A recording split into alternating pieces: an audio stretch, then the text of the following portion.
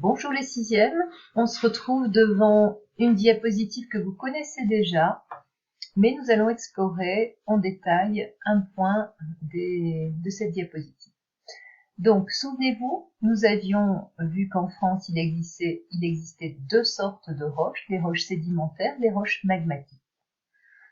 Nous allons nous intéresser davantage aux roches sédimentaires qui, vous le verrez, dévoilent bien des surprises. Donc, je vais vous demander de copier la leçon numéro 2, la question numéro 2. Quels sont les trésors cachés des roches sédimentaires? Mettez sur pause le temps d'écrire. Petite remarque pour ceux qui tiennent bien leur cahier. Vous remarquez que cette question numéro 2 est la même que celle de la question numéro 1. En fait, quand je vous ai donné la question 1, j'ai fait une erreur et j'aimerais que vous repreniez la question numéro 1 pour la changer. La question numéro 1 s'intitule « De quoi est composé le sous-sol ?» Mettez sur pause le temps de corriger votre question numéro 1. Nous avons fait suite à la question numéro 1, souvenez-vous, nous avions fait une activité sur le cycle des roches et nous avions écrit la leçon numéro 1. Nous en sommes donc maintenant dans le cahier à la question numéro 2. Alors, les roches sédimentaires sont situées dans ce qu'on a appelé des bassins de sédimentation, c'est-à-dire des endroits où l'eau est arrivée de telle manière à ce que des sédiments se déposent. Souvenez-vous, voici le bassin parisien, le bassin d'Aquitaine, et nous avions également une région concernée par les roches sédimentaires. Et nous, en Provence, eh bien, nous sommes également concernés par les roches sédimentaires.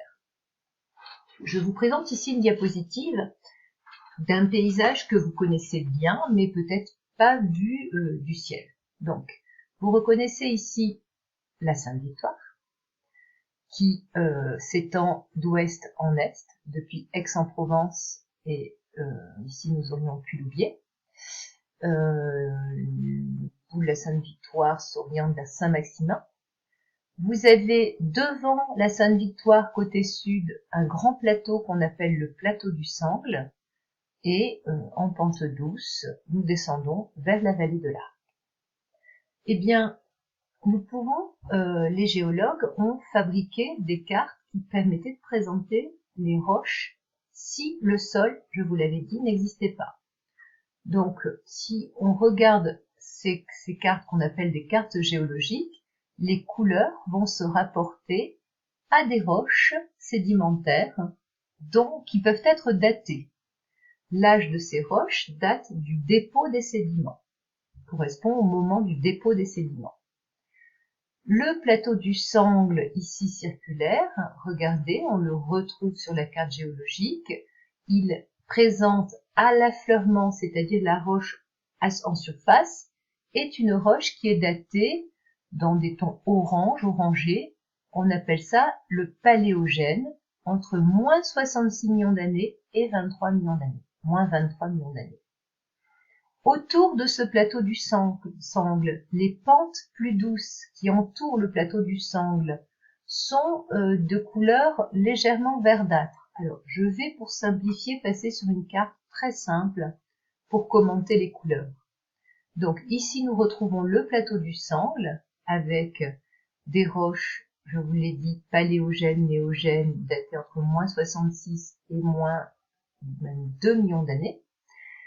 Autour du plateau du Sangle, sur les pentes douces, nous avons des roches datées du Crétacé, le Crétacé correspond à un âge entre moins 145 et moins 66 millions d'années.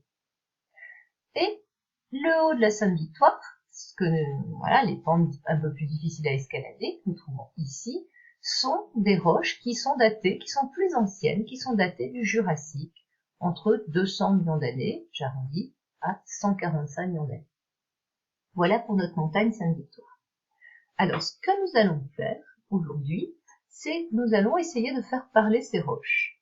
Nous allons essayer de comprendre comment était le site de la Sainte-Victoire, qui ne portait pas ce nom, bien entendu, à des époques très anciennes, et nous allons nous intéresser à un temps qui s'appelle le Crétacé, daté de moins 145 à moins 66 millions d'années.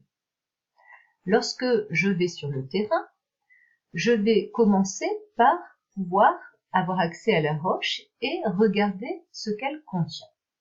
Eh bien, dans les roches du Crétacé, voilà ce que nous avons découvert. Je vous laisse essayer de deviner de quoi il s'agit.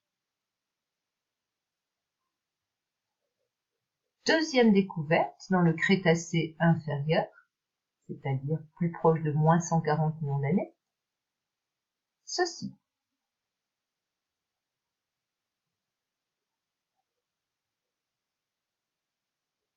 Troisième découverte dans le calcaire de cette roche, ceci.